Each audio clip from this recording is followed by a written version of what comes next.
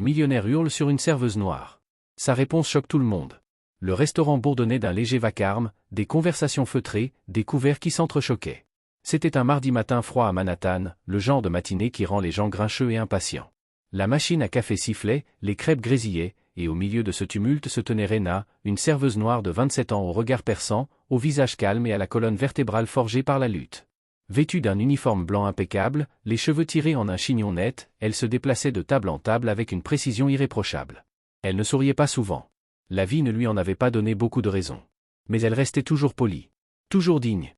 Au box numéro 9, l'atmosphère changeait.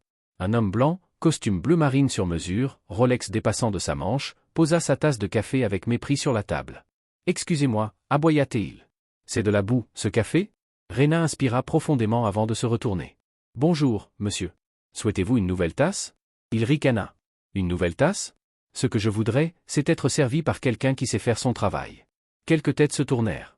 Certains clients restèrent figés, fourchettes suspendues à mi-chemin de leur bouche.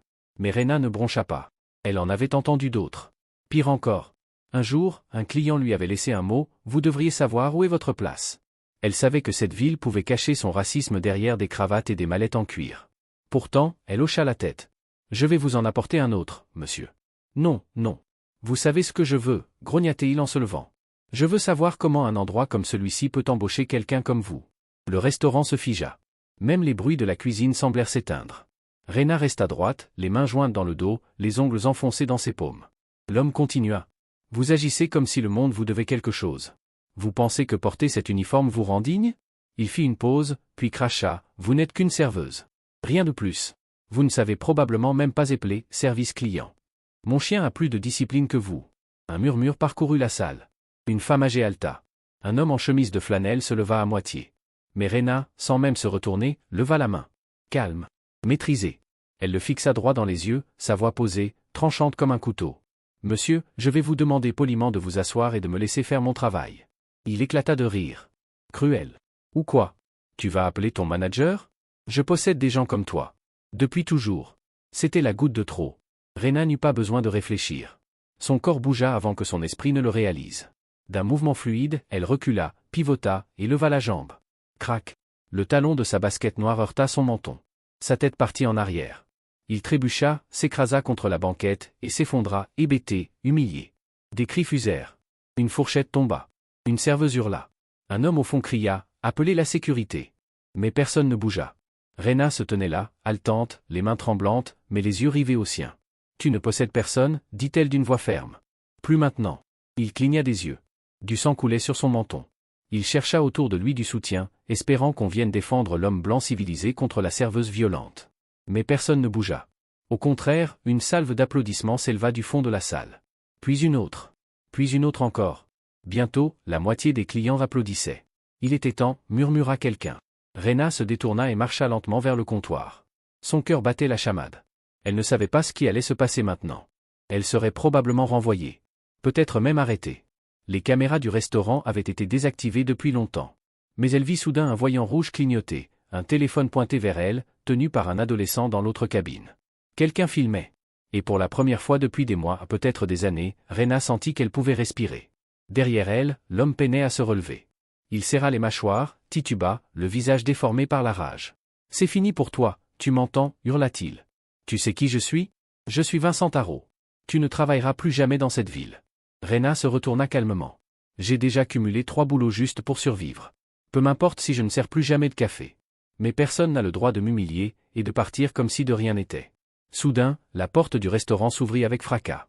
Une femme grande, élégante, en manteau bleu marine et talons, entra précipitamment. Son visage trahissait l'inquiétude. « Vincent » cria-t-elle. « Qu'est-ce qui se passe ici ?» Il la désigna du doigt, encore tremblant. « Elle m'a agressé. » La femme cligna des yeux, scruta Rena, puis balaya la salle du regard. Presque tous les clients fixaient Vincent avec mépris. « Agressé » répéta-t-elle d'un ton glacial. « Intéressant, parce que j'ai reçu 5 messages. 5 SMS de clients. Tous racontent que vous avez proféré des insultes racistes à l'égard d'une serveuse. » Un silence tendu s'abattit. Vincent resta figé. Les murmures commencèrent à circuler comme une onde dans la pièce. Il se tourna lentement vers la femme. C'était Vanessa, son assistante de direction. Connue dans le monde des affaires pour son efficacité redoutable, son intelligence et son sang-froid. Son arrivée avait coupé net le chaos ambiant. Je vous ai demandé ce qui s'est passé, répéta-t-elle, plus sévèrement. Vincent tenta de se reprendre, d'adopter son ton habituel. Elle m'a agressé, Vanessa. Ici même. En public. Appelez les avocats. On va porter plainte. Non. Ce n'est pas ce qui va se passer, dit-elle en sortant calmement son téléphone de sa poche. Parce que j'ai déjà vu la vidéo. Elle tourna l'écran vers lui. Une vidéo en direct. Postée par un adolescent depuis son compte. On y voyait toute l'altercation, ses insultes, la dignité de Rena, sa patience, son calme, puis le moment où tout avait basculé. 2,3 millions de vues en 20 minutes, dit Vanessa d'un ton tendu. Et vous savez ce que disent les commentaires? Ils ne sont pas de votre côté. Vincent ouvrit la bouche. Aucun mot ne sortit. Vanessa s'avança d'un pas, tranchante. Ils vous traitent de raciste. D'agresseur. Et si cela s'enflamme davantage, vos actions vont chuter. Les sponsors se retireront. Et vous? Vous resterez seul, vous qui ne vous aimez déjà pas beaucoup. Elle marqua une pause. Ils vont voter pour vous évincer. Vincent tourna la tête lentement, observant la salle. Tous les regards étaient braqués sur lui. Des téléphones levés. Des témoins figés. Une serveuse derrière le comptoir s'était arrêtée en plein geste, la cafetière suspendue au-dessus d'une tasse. Même le cuisinier était sorti de la cuisine pour assister à la scène. J'ai été provoqué, murmura-t-il. Vanessa ne s'y a pas. Non. Vous avez été exposé. Puis, elle se tourna vers Rena. Immobile. Les mains tremblantes. Mais le regard toujours droit. Je suis sincèrement désolé pour ce que vous avez vécu. Et au nom de notre entreprise, j'aimerais m'entretenir avec vous en privé, si vous êtes ouverte à la discussion. La gorge de Rena se serra. Elle voulut répondre, mais sa voix se bloqua. Puis enfin, dans un souffle, elle parla. Je ne cherche pas l'argent, dit-elle doucement. J'en ai juste assez d'être traitée comme si je valais moins qu'un autre. Comme une marchandise jetable. Vanessa hocha lentement la tête. Et vous ne devriez pas l'être.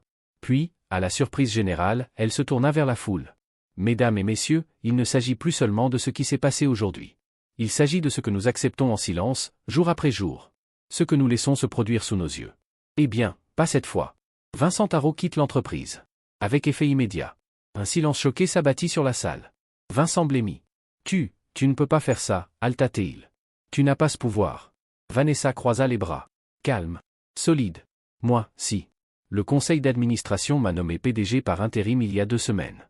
Ils surveillaient déjà ton comportement. Et aujourd'hui, tu leur as donné exactement la preuve qu'il leur manquait. Le restaurant était suspendu à ces mots.